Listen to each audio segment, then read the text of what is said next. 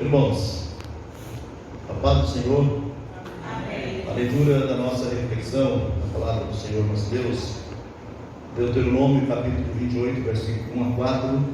A palavra do Senhor nosso Deus nos diz assim: e será que, se ouvirdes a voz do Senhor teu Deus, tendo cuidado de guardar todos os seus mandamentos que eu te ordeno hoje, o Senhor teu Deus te exaltará sobre todas as nações da terra, e todas estas bênçãos virão sobre ti e te alcançarão quando ouvires a voz do Senhor teu Deus.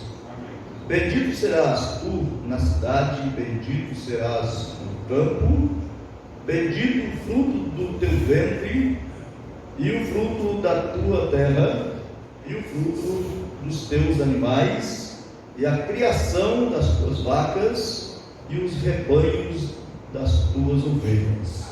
Amém? Pode sentar.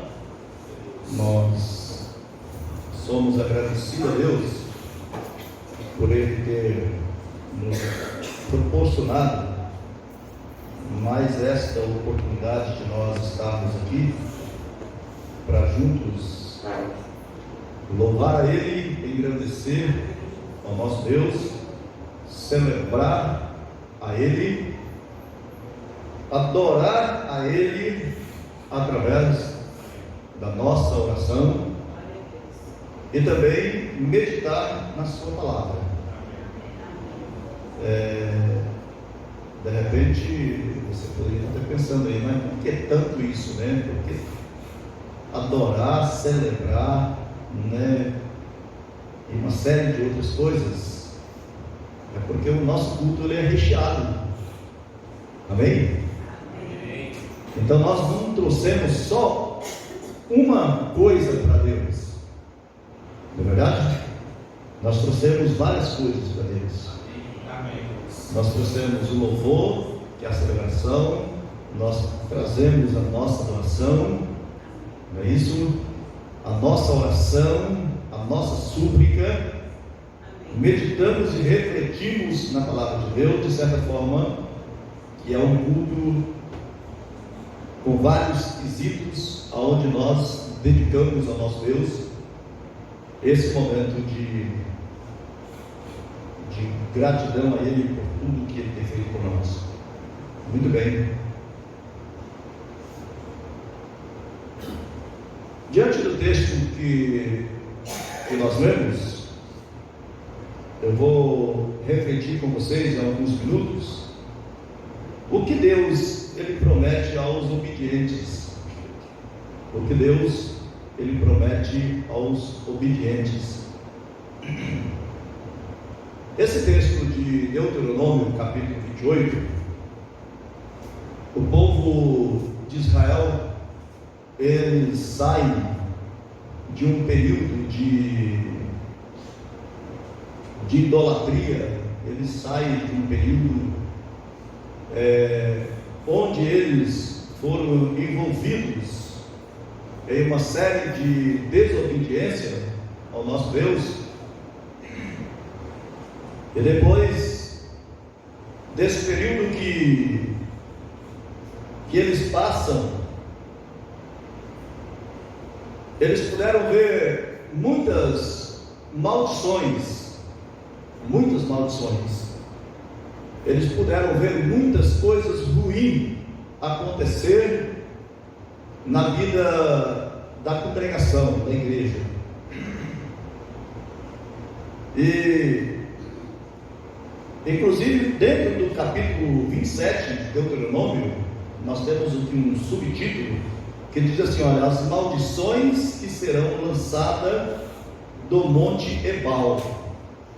Então os filhos de Israel, eles tanto passaram, viram e sofreram muitas circunstâncias difíceis, pelo fato deles não estarem atrelados àquilo que Deus ele pediu para que eles fizessem. A gente poderia interrogar nesse mesmo sentido para nós nos dias que nós estamos vivendo. Será que é diferente para nós no tempo que nós estamos vivendo? Com certeza diz a Bíblia que não. Com certeza a palavra de Deus diz que bem-aventurado é aqueles que obedecem, felizes é aqueles que andam, que trilham caminhos retos. Bem-aventurado é aqueles que observam os mandamentos de Deus. A Bíblia, ela abrange dessa forma em relação às pessoas que procuram observar a lei de Deus, procuram observar os mandamentos de Deus, os estatutos de Deus, tudo quanto Deus pediu para que a gente observasse em questão de obediência. Até o próprio Cristo, lá no Novo Testamento, ele disse: se você me ama, você guarda os meus mandamentos. Amém. O apóstolo João, lá no final da Bíblia, ele disse que os meus mandamentos não são pesados. Os mandamentos de Deus não são pesados. Então, muitas das vezes, o ser humano, ele cria situações tão difíceis para ser solucionado ou resolvido, ou arrumam cargas tão difíceis para serem carregadas e acaba sofrendo as consequências. Aí entra naquele contexto lá que Paulo ele escreve lá aos Efésios, se eu não me importa da memória, ele falando sobre a lei da semeadura. Ele diz: se você planta bênção, se você planta o que é bom, melhor, você vai colher coisas boas, né? Se você planta coisas que é ruim, você vai plantar, colher coisas que são ruins.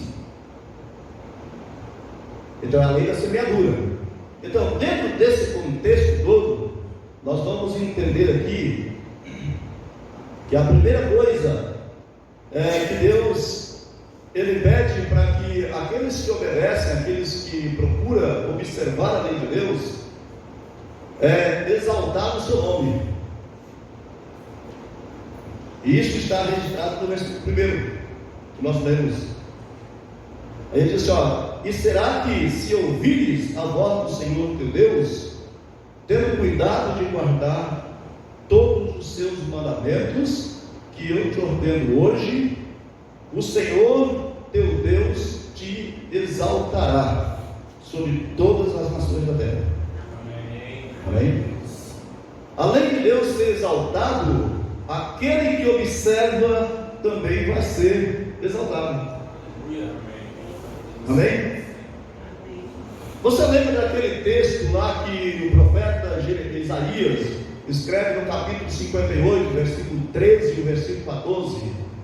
Ele diz assim: se você no sábado, você não falar as suas próprias palavras, você não fazer a sua própria vontade, se você não fazer nenhum trabalho, você não ir para a sua empresa, você não ocupar nas coisas materiais, porque esse dia ele é santo, ele é um dia deleituoso, é um dia de deleite, é um dia de descanso, de repouso. Aí ele diz no versículo 14: então você cavalgará sobre as alturas da terra. Amém? No versículo 14. Então assim, em primeiro plano, Deus ele exalta aqueles que obedecem. Em segundo plano, o texto diz, do versículo 2 até o versículo 5, ele diz que abençoa todos de uma bênção especial. Bênção. O texto aqui, ele leva a gente a pensar em questões materiais. Não é verdade, pastor? A partir do versículo 2 ele diz assim: e todas estas bênçãos virão sobre ti. Por quê? Porque eles estavam acostumados com maldição. Eles estavam sofrendo as consequências da desobediência e do pecado. Aí diz assim, olha, virão sobre ti e te alcançarão quando ouvires a voz do Senhor teu Deus. Amém? Amém. O salmista, lá no Salmo 1, do versículo 2 até o versículo 3, ele diz que aquele que tem prazer na lei do Senhor e na sua lei medita de dia e de noite, é como uma árvore que é plantada junto ao ribeiro das águas, cujas folhas não caem, tudo quanto fizer prosperará. Amém? Aquele que tem prazer na lei do Senhor. Ora, a gente poderia pensar assim, mas tem tanta gente que não tem prazer na lei do Senhor e prospera, né? Não é verdade?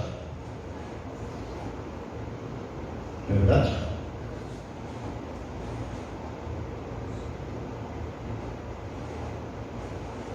E muitas das vezes, alguém que está procurando fazer a vontade de Deus, que está procurando guardar os mandamentos, procurando fazer a vontade de Deus, acha que não é abençoado. Prosperidade, irmãos, aqui no contexto, de repente não é você ter um carro 0 bala, 0 quilômetro. Prosperidade aqui no contexto, de repente não é você ter uma mansão.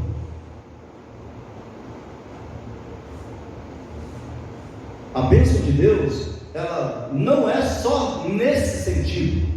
Não é só nesse sentido. Prosperidade é a preservação daquilo que você tem, que te dê ou que te dá a sua sustentação e a sua provisão a cada dia.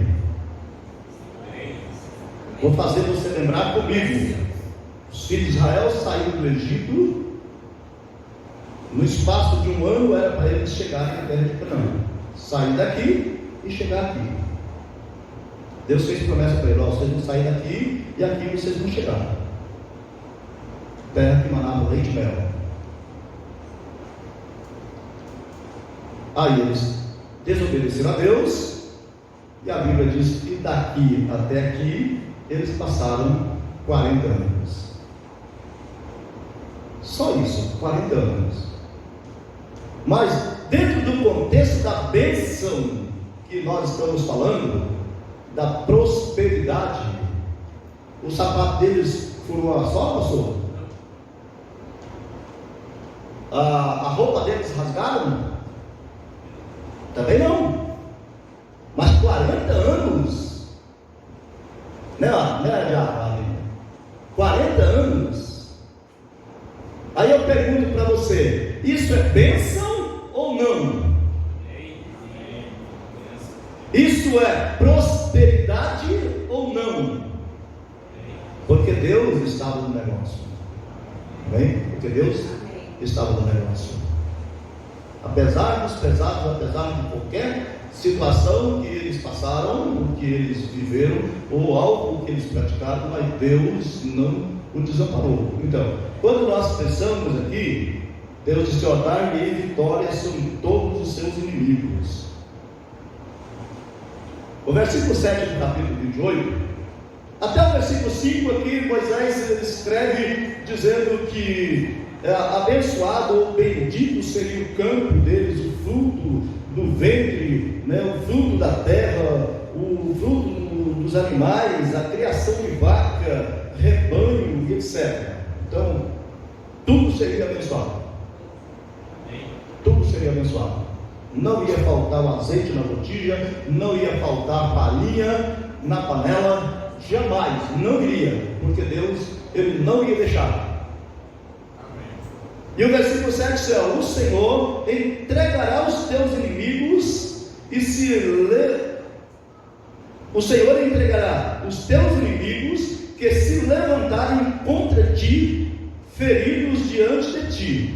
Por um caminho sairão contra ti, mas por 7 caminhos fugirão diante de ti. Amém? Aí eu pergunto para vocês: quantos inimigos que se levantam contra nós? Não é verdade? O inimigo da inveja, o inimigo do orgulho, o inimigo do olho grande, uma série de coisas. Não é verdade? Lá está vendendo lá, né, a farinha dele, o milho dele, vende 10 quilos de farinha no meu tomatinho. Poxa, mas o cara está vendendo pra caramba, eu vou colocar uma banquinha do lado dele aqui. Né? A Neuzinha está vendendo lá, né, na lojinha dela. A outra chega, ela fica olhando e fala assim: poxa vida, mas ela vende demais aqui, ó. Eu vou colocar uma do lado aqui também. Não é assim que funciona, Leonice? Não é verdade? É real isso aqui, é real, né? Então quer dizer, mas só que Deus, Ele é aquele Deus que, ainda que essa pessoa não seja inimiga, mas você está correndo o risco de sofrer uma consequência da concorrência, né? E não tem ninguém mais sagaz e astuto para atrapalhar a vida do cristão, a não ser o inimigo.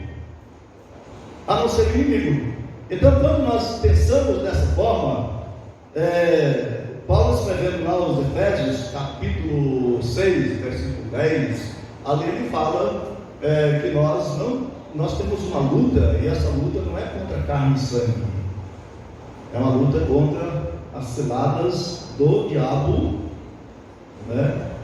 E que para nós vencermos, ele diz que nós precisamos estar revestidos de toda a armadura de Deus. Amém. Irmãos, Deus ele promete para os filhos de Israel fazer deles um testemunho pelas bênçãos recebidas. Aqui agora já fica um pouquinho mais complicado para nós, no sentido do versículo 10, quando Moisés escreve dizendo assim: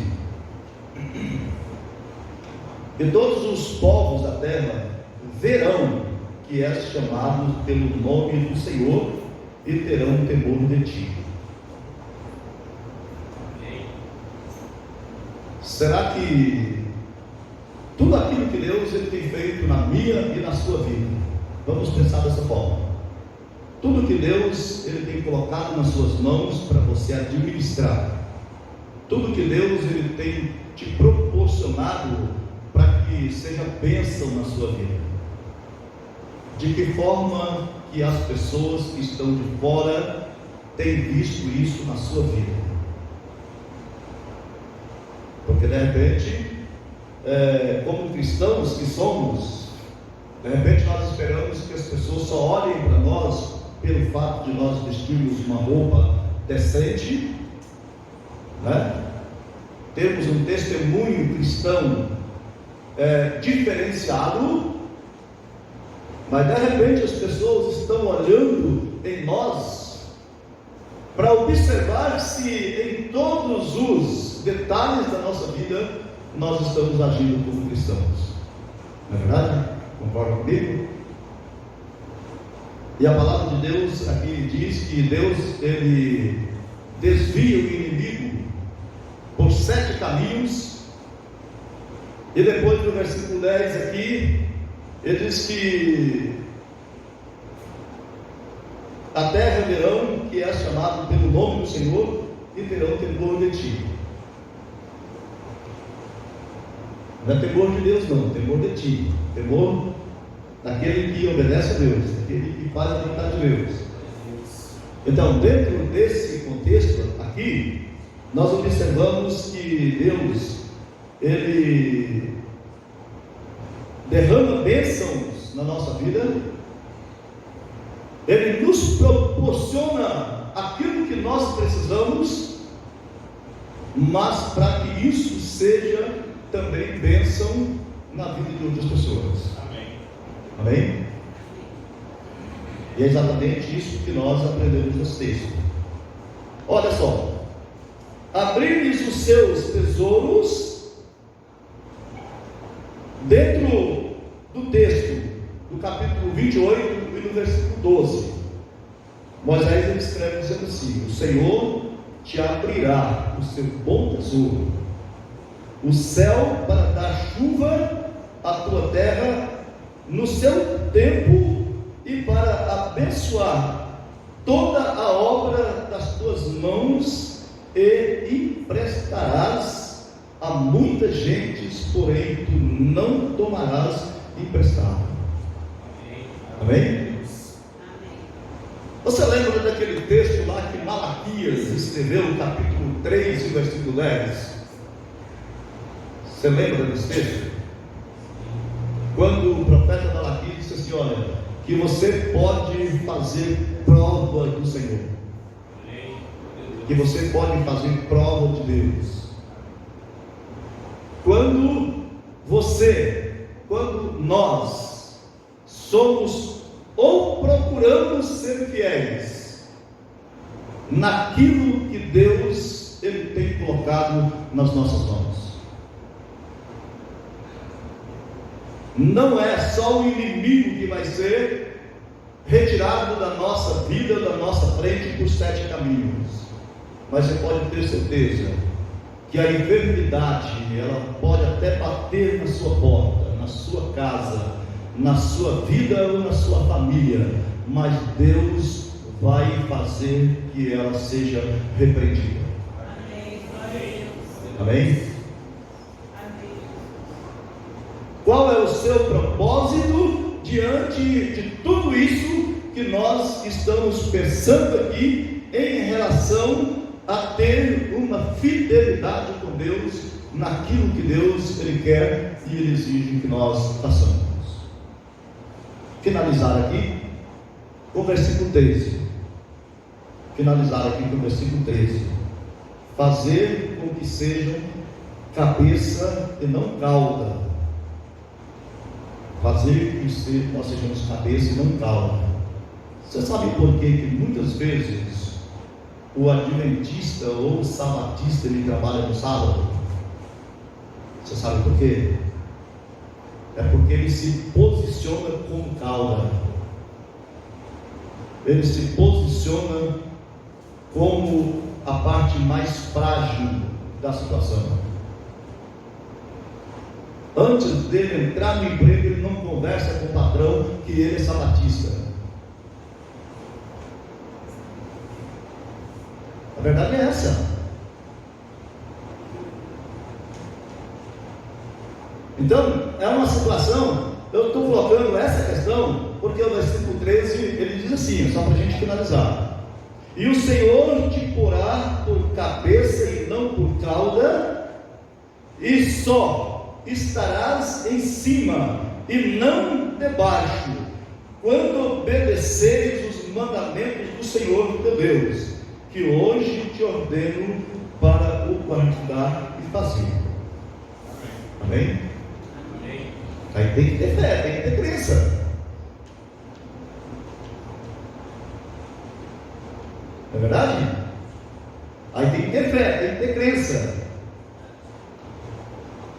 Então, se nós temos como base de fé e doutrina, porque de repente eu creio, mas só que a minha crença não é o suficiente para eu ter como base de fé e doutrina. Então, pensando em todas essas promessas que Deus ele prometeu para aqueles que são obedientes às bênçãos de Deus, né? Que Deus ele tem feito na vida de todos nós. Olha, sinceramente, eu não sou rico, mas eu estou com 58 anos de idade, estou com 36 anos de casado. A minha esposa que está ali, Juscelia, ela nunca chegou para mim e disse assim: olha, Hoje acabou o feijão, ou acabou o óleo, acabou o arroz, e eu dizer para ela assim: olha, eu não tenho o que comprar, eu vou pedir emprestado.